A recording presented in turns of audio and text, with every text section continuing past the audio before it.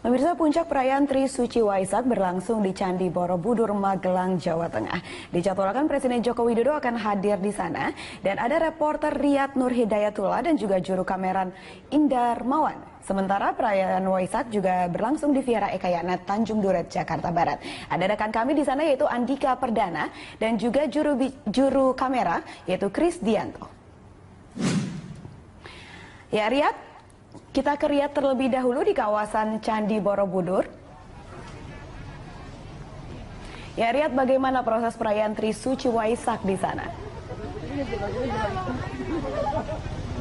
Ya, baik Kira, dapat kami laporkan langsung bagaimana proses perayaan Hari Trisuci Waisak umat Buddha ke 2559 atau di tahun 2015 ini langsung dari Candi Borobudur, Magelang, Jawa Tengah, di mana umat Buddha saat ini sedang melakukan proses kegiatan bakti sosial di pelataran Candi Borobudur. Dan kegiatan dari bakti sosial ini sudah dilakukan 2 hari, kemarin dan hingga hari ini. Dan rencananya hari ini akan ditutup pada pukul 12 siang nanti, karena rencananya Presiden Joko Widodo akan hadir ke Candi Borobudur ini pada pukul 7 malam nanti. Dan adapun pasien dari kegiatan bakti sosial ini adalah masyarakat yang juga hadir memenuhi di Candi Borobudur ini, dan mereka dapat luasa untuk bisa mengikuti kegiatan sosial tersebut, mulai dari kegiatan memeriksa kesehatan mata dan lain sebagainya, juga ada kegiatan donor darah. Dan juga kita lihat tadi persiapan dari umat Buddha yang akan merayakan Hari Trisuci Waisak 2559 ini berupa panggung yang cukup besar yang nantinya akan diisi oleh segala kegiatan kebudayaan dari umat Buddha dan juga kegiatan musik yang sampai saat ini sedang berlangsung, latihan musik angklung. Dan rencananya memang nanti sekitar pukul 3 sore umat Buddha akan melakukan kirap dari Candi Mendut menuju Candi Borobudur ini dengan membawa 2 benda suci, yaitu api abadi dan juga air suci yang langsung didatangkan dari daerah Grobogan, Jawa Tengah. Adapun jarak antara Candi Mendut dan juga Candi Borobudur ini diperkirakan mencapai 2 sampai 3 km dan memakan waktu sekiranya pukul sampai 1 jam yang akan datang. Dan rencananya tadi saya katakan bahwa perjalanan dari Candi Mendut akan dilakukan oleh umat Buddha pada pukul 3 sore dan diperkirakan akan sampai di Candi Borobudur ini pada pukul 5 sore. Ira. Ya, Riyad, Anda katakan tadi Presiden Jokowi akan hadir di Candi Borobudur pada malam nanti. Lalu bagaimana dengan rombongan, apakah sudah hadir di Magelang saat ini? Baik, Ira, memang betul tadi dari awal saya katakan bahwa rencananya dari Presiden Joko Widodo akan ikut hadir merayakan malam puncak Trisuci Waisak 2559 di tahun 2015 ini. Nah, dan segala persiapan memang sudah kita bisa lihat dari rombongan Pas Pampres yang sudah datang, dan rencananya memang jika kita lihat di belakang saya memang sampai saat ini masyarakat masih terus hadir di Candi Borobudur ini untuk bertamasya, dan untuk hari ini saja dibatasi hingga pukul 3 sore karena setelah pukul 3 sore nanti area dari Candi Borobudur ini akan disterilkan, dan Presiden Joko Widodo rencananya akan datang ke acara puncak Trisuci Waisak ini pada pukul 7 malam nanti, dan rombongan diperkirakan akan datang ke hotel, salah satu hotel yang ada di kawasan Candi Borobudur ini sekitar pukul 5 sore. Dan berbagai persiapan sudah kita lihat, mulai dari sterilisasi tempat dan penempatan Pas Pampres di berbagai sudut Candi Borobudur untuk menjamin keamanan perayaan Hari Trisuci Waisak 2559. Ira. Ya, dari Candi Borobudur kita beralih ke Vihara Ekayana di Tanjung Duret, Jakarta Barat. Di sana ada rekan Andika Perdana dan juga juru kamera Kris Dianto di sana. Ya, Andika, bagaimana prosesi perayaan Waisak di Tanjung Duret? hingga siang hari ini prosesi ataupun ibadah ini untuk merayakan dan memperingati Hari Waisak yang dirayakan oleh umat Buddha IRA sudah tadi berlangsung beberapa prosesi dan tadi telah selesai dilaksanakan prosesi puja bakti Waisak yang dimulai pada sekitar jam setengah 10 tadi. Ini merupakan ceramah yang disampaikan oleh biksu yang tadi disampaikan mengenai berbagai macam topik dan isu termasuk mengenai toleransi beragama dan berbuat kebaikan untuk dunia. Selain itu di wihara ini kini sedang menyampaikan orasi dan sambutannya yaitu Gubernur DKI Jakarta Basuki Cahayapurnama di dalam ruang wihara disampaikan sejumlah hal secara santai, guyon. Ini juga didengarkan langsung oleh para jemaah yang ada di sini dan bahkan sudah hadir sekitar jam setengah 7 pagi hari ini. Ahok menyampaikan pentingnya mengenai toleransi beragama yang harus terus dipupuk untuk Republik Indonesia.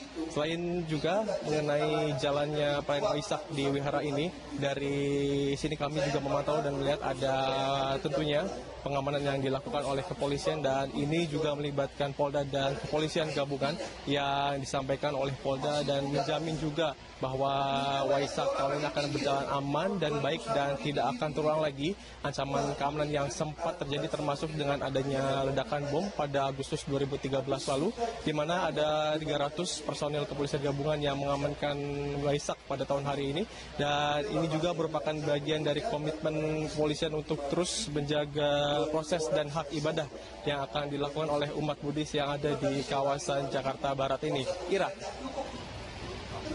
Ya, Andika, lalu pesan Waisak apa yang disampaikan dalam perayaan tahun ini?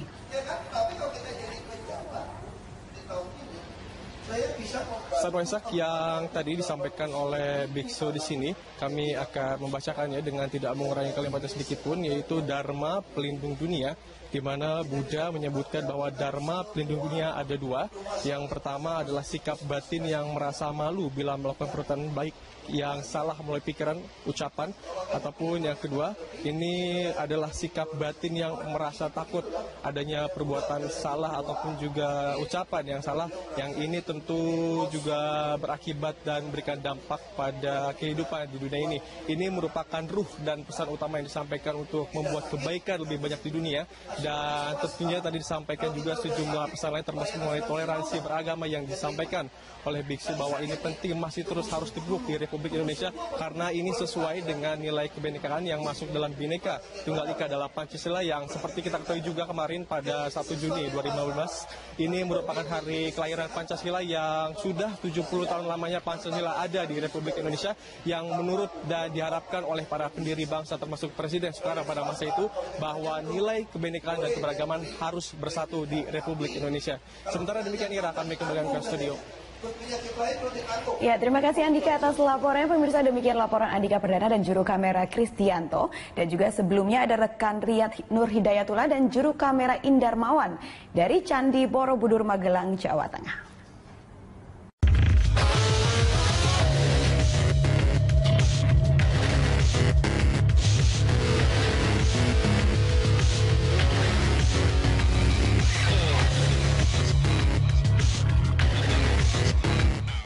Kembali di Lunch Talk membahas kejadian penjualan rumah dapat memperistri sang penjual rumahnya. Di segmen ini kita sudah ada penelpon, kita akan sapa Ibu Vivi dari Tebet.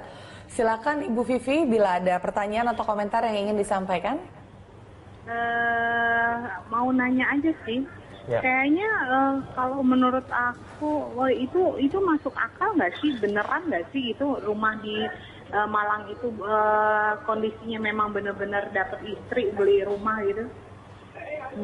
Oke, baik. Ya, Ibu Vivi, pertanyaannya tadi sudah kita verifikasi langsung ke Ibu Indira Astarisa langsung dari Malang, Jawa Timur lewat sambungan telepon di 2 segmen sebelumnya. Memang beliau membenarkan bahwa prioritas menjual rumahnya dan apabila cocok dengan yang baru berniat bisa jadi suaminya, begitu Ibu Vivi. Ya, terima kasih Bu Vivi atas pertanyaannya. Saya akan kembali ke Mbak Oriza nih. Tadi kita sedang membahas konsekuensi logis dari sejumlah sosok dan profiling sosok-sosok ini ketika mereka mengutarakan minatnya. Let's face it, mungkin mereka sebenarnya nggak butuh rumah, tapi yang menjadi hook dari iklan tersebut adalah kesempatan memperistri. Mbak Indira Astarisa ini yang kita ketahui mantan model dan memampang fotonya di situ, ya memang cantik jelita seperti itu. Jadi bagaimana dia harus menyikapinya nih Mbak? Kita bicara dari dua sisi. Kalau dari sisi si penjual rumah gitu ya, si calon pembeli juga mungkin bisa memberikan suatu asumsi, mungkin gitu ya, bahwa kalau ada beberapa kepentingan sekaligus yang disampaikan lalu ingin untuk diselesaikan sekaligus, bisa jadi melatar belakangi seseorang tersebut mungkin frustasi, mungkin exhausted, lelah mental dan sebagainya gitu. Itu yang harus diwaspadai, asumsi, ya kan. Bagi si penjual rumah terhadap si calon pembeli juga hati-hati. Tadi yang seperti sudah disampaikan sama Mbak Amanda, bisa jadi mungkin niatnya tidak tulus untuk memperistri juga, tetapi ada motif-motif lain yang kalau kita bicara secara psikologi ada 1000 motif yang bisa melatar belakangi perilaku seseorang loh gitu. Sesederhana misalnya kenapa saya pakai baju biru, sesederhana kenapa Mbak Amanda pakai baju pink, itu ada 1000 alasan. Jadi apalagi sudah terbaca semacam ini gitu, bahwa kemungkinan ada frustasi mungkin ya, udah pengen cepet-cepet mungkin ya, takutnya tidak bisa berpikir secara jernih, baik si penjual maupun si pembeli gitu. Jadi itu yang harus dipertimbangkan. Nah, ini bukankah berarti membuat lelaki yang ingin membeli ini bisa menambahkan motivasi dia untuk mengatakan bisa bahwa negatif ya, begitu. Gitu maksudnya. Itu yang harus diwaspadai gitu. Belum tentu negatif ya. Bisa negatif. Karena kan laki-laki juga cukup rasional. Kalau dia mau beristri itu, saya kira tidak, kecuali pelacur ya. Tapi pada umumnya laki-laki yang mau kawin itu tentu dia mempertimbangkan. Sama halnya perempuan, dia sekarang ini dia mencari orang-orang yang terbaik. Tadi seperti bibit, bobot dan bebet itu sendiri. Laki-laki juga demikian. Jadi dia juga melihat sebab ini jodoh ini sebenarnya adalah suatu ikatan yang luhur yang untuk sepanjang masa. Dan itu sangat agung. Ini kita berasumsikan kalau laki-lakinya beneran mau memperistri, yang sedang kita perhitungkan tadi kalau disinilah yang saya katakan itu pentingnya ada check and recheck. Tadi itu kalau kita memegang nilai-nilai lama itu harus kita mencek siapa bibit orang ini, kemudian lingkungan, bebetnya itu lingkungannya bagaimana. Gitu. Mungkin yang membuat masyarakat sanksi adalah Ibu Indira ini kan satu individu, bagaimana dia akan melakukan background check seperti dia kan itu. punya saudara, dia punya saudara. Tapi itu tidak apa? terjadi ya pada sebelumnya ya Mbak Wina yang akhirnya tidak jadi menikah. Akhirnya tidak jadi menikah. Saya kira kena tipu. Saya kira saya memberi apresiasi pada Mbak Wina. Kenapa? Ketika sudah mau bertemu, kemudian dia lihat ini siapa bebetnya ini. Ternyata dia punya istri yang nggak jadi deh kalau begitu. Jadi saya kira perempuan itu juga harus semakin rasional, harus memprotek dirinya. Karena sungguhnya kalau dia tidak memprotek dirinya dengan bisa dia sendiri atau menggunakan orang lain atau keluarga dan sebagainya, yang akhirnya dia korban kan Pak. Tapi itu cukup membuktikan bahwa ada laki-laki yang ternyata motifnya nggak baik gitu awalnya. Awalnya dia mengaku tidak sudah available, tapi ternyata terakhir-terakhir baru ketahuan. Dan ini mengkonfirmasi kekhawatiran sesi keamanan dari saya kira hal ini Satu, kalau Bobot tadi itu yang dari Lampung itu calon suaminya Wina kan oke. Kemudian juga Bibit oke. Yang nggak oke itu adalah bebet. Bebet itu apa? Lingkungan ya. Ternyata di lingkungan itu ada istri dia. Berarti kan dia niatannya juga udah nggak baik dong. Karena udah punya istri kok masih ngelihat iklan-iklan kayak gitu. Laki-laki itu pada hakikatnya, pada dasarnya laki-laki itu bukan monogami, dia poligami. Dia kepingin 1-2 gitu. Waduh, nanti Mbak Odisa kita tahan dulu ya. Dan yang bahaya sih Mbak Indira ini kan nggak bisa menyaring. Laki-laki ini motifnya poligami atau monogami, mana tahu ya kan. Baik, kita akan sapa nih, sudah ada penelpon berikutnya ya. Iya, ada Ibu Narsi ya dari Bekasi. Selamat siang Ibu Narsi. Halo, iya selamat siang. Iya. Terima kasih atas kesempatannya. Menarik sekali ya bahasannya mengenai beli rumah bonus pemilik. yang saya tahu sudah ada 2 wanita yang mengiklankan rumah bonus dirinya sendiri ya, dari Sleman dan dari Malang. Saya pikir apakah ini memang tren masa kini sehingga wanita yang sejatinya dipilih, kenapa justru seperti komoditi ya yang ditawar-tawarkan seperti itu? Apakah memang sudah ada pergeseran nilai sosial atau nilai budaya serta adat ketimuran kita, atau ini hanya justru hanya sekedar ikut-ikutan cari sensasi, atau memang akibat dari himpitan ekonomi? Mohon penjelasannya kalau dilihat dari sisi sosiologi dan dari sisi psikologi, fenomena apa ini ya? Oke, baik. Terima kasih, Terima Ibu kasih. Gunarsi dari Memang Bekasi. ini yang sedang kita coba formulasikan dari tadi ya. Ada apa sih ini sebetulnya? Kalau tadi dari perspektif psikologi Mbak Riza sudah mengemukakan ini hanya orang-orang yang ekstrovert yang bisa berlaku seperti ini, dan ada unsur konformitas, kecenderungan seperti itu. Dan kalau motivasinya tadi sudah disampaikan sama Ibu tadi, itu udah benar semua kok. Apakah untuk narsis, apakah untuk mengeksploitasi diri supaya lebih, mohon maaf, laku, supaya motif ekonomi? Motif ekonomi semuanya benar kok. Benar kok Bu. Gitu. Tapi tidak bisa dipungkiri bahwa walaupun Pak Musin tadi sudah mengatakan dari perspektif sosiologi, ini ada pergeseran nilai, tapi sebenarnya nggak apa-apa karena tuh di kota-kota memang sudah urban dan tidak ada niat jahat di balik niatan kedua wanita ini dalam melakukan hal tersebut. Jadi kita jangan terlalu cepat untuk menghakimi juga. Tapi kita juga tidak bisa menyangkal bahwa ada perempuan yang merasa ini kok objectifying women ya, kejadian ini seperti komoditas saja, dijajakan seperti itu.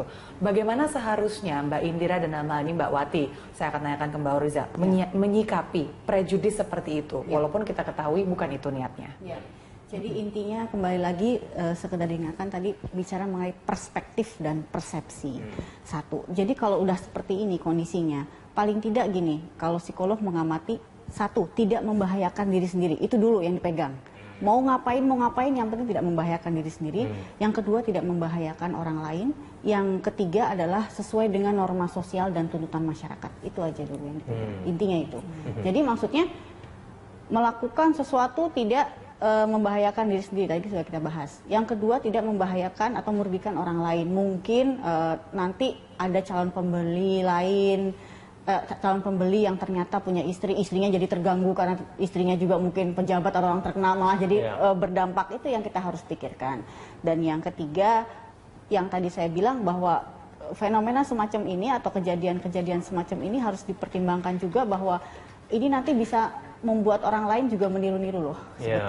Dan kemudian selanjutnya, karena sebetulnya pemirsa TV juga tidak semuanya high educated kan, gitu. Nah ini yang harus diwaspadai. Karena kita juga bagaimanapun kita pribadi masing-masing harus mempunyai tuntutan sosial untuk bisa memberi contoh pada orang di sekitar kita juga, gitu. Itu yang bagaimana kemudian Mbak Indira ini bisa menilai ya orang yang datang ke dia ini benar-benar niatnya tulus sesuai dengan yang dia inginkan atau tidak. Nah, tersebar itu jadi milik siapa saja kok. Baik. Dan itu juga artinya yaitu berbagai kemungkinan, entah positif entah negatif, itu yang harus makanya disaring tadi. Baik, kita lanjutkan lagi dulu kita di segmen selanjutnya. Pemirsa tetaplah bersama kami di